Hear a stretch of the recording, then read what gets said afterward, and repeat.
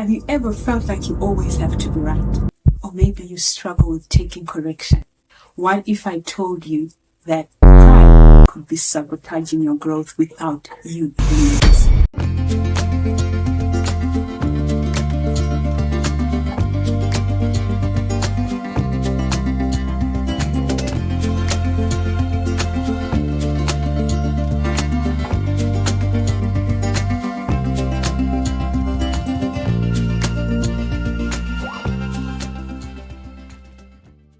Hi guys, my name is Patience and this is Unburdening Together. So today we're starting on a new mini-series where we're going to be talking about character growth, confronting those hidden struggles. I grew up with my grandmother, and you know how we are in our African culture. As you grow up with your grandmother, there are a lot of things that you are taught, right? You're taught how to clean, you're taught how to speak, how to present yourself and all that. So because growing up in my grandmother's eyes, like I was like the perfect granddaughter, right? That cleans the way she wants, speak nicely, presents herself nicely. I realized when I grew older, it became a problem because I've always received these compliments. Oh, that you are good at that, you are good at that.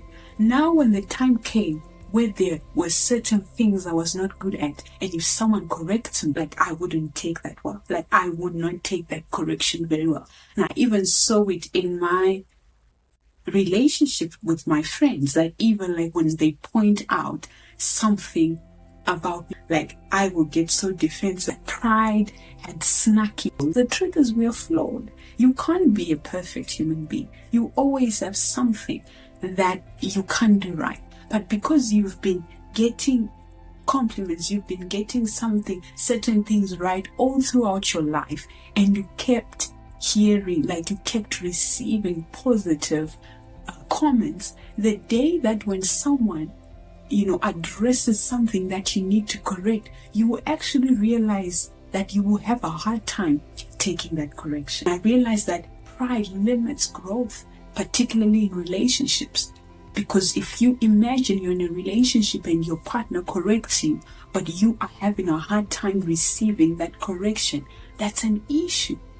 And eventually, those things are going to build up from one thing to another. And in this mini-series, I want us to talk about these hidden struggles, right? I want us to really develop ourselves, these parts that we have really accept part of us. No. Pride is not a part of you. For us as children of God, we are called to live a humble life. We are called to walk in humility. A lot of times, when we think we are humble, you'll be shocked that when you go back and when you ask the Holy Spirit, He will reveal to you that you are not being humble. 16 verse 18. First pride, then the crash. The bigger the ego, the harder the fall. Pride comes first. Then after pride comes, the second thing that's guaranteed is crash. You're gonna crash because you can't receive correction, right? You have a hard time receiving correction. So because you can't listen to anybody, there's a guarantee that you will crash. Because even those people that God would have sent in your life to say, why don't you do this? Why don't you do that?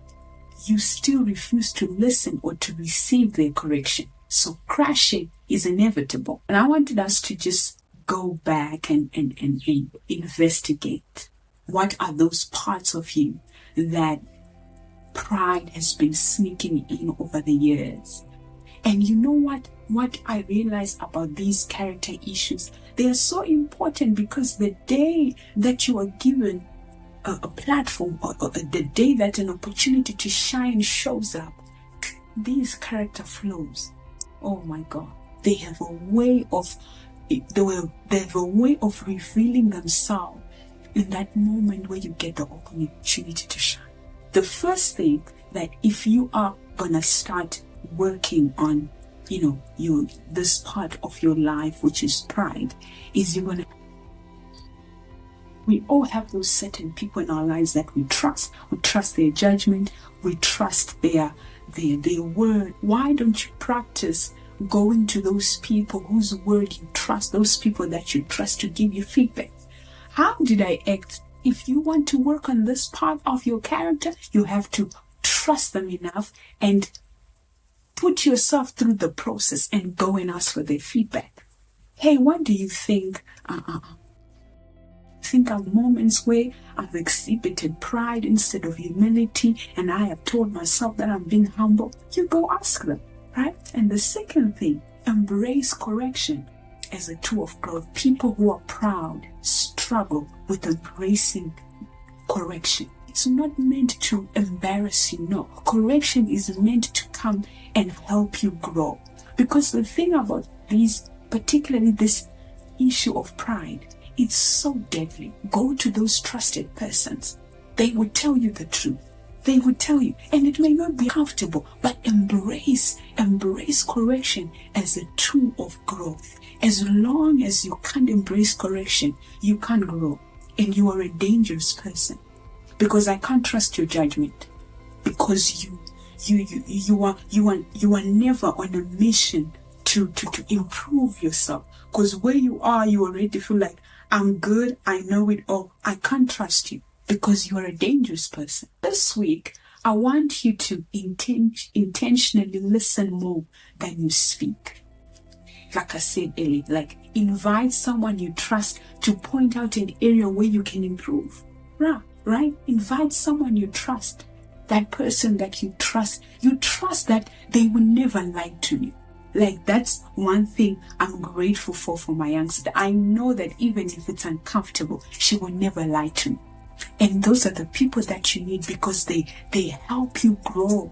We're praying and praying, but there's also the part where we have to act. And this issue of pride has really destroyed our relationships, even our spiritual growth.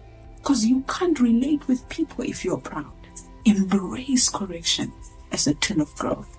And I'll see you next week. I hope you enjoyed this video. Remember to subscribe, like, share the video, write down. Yes, like relating to character. Do you want us to talk about? I'll see you next week.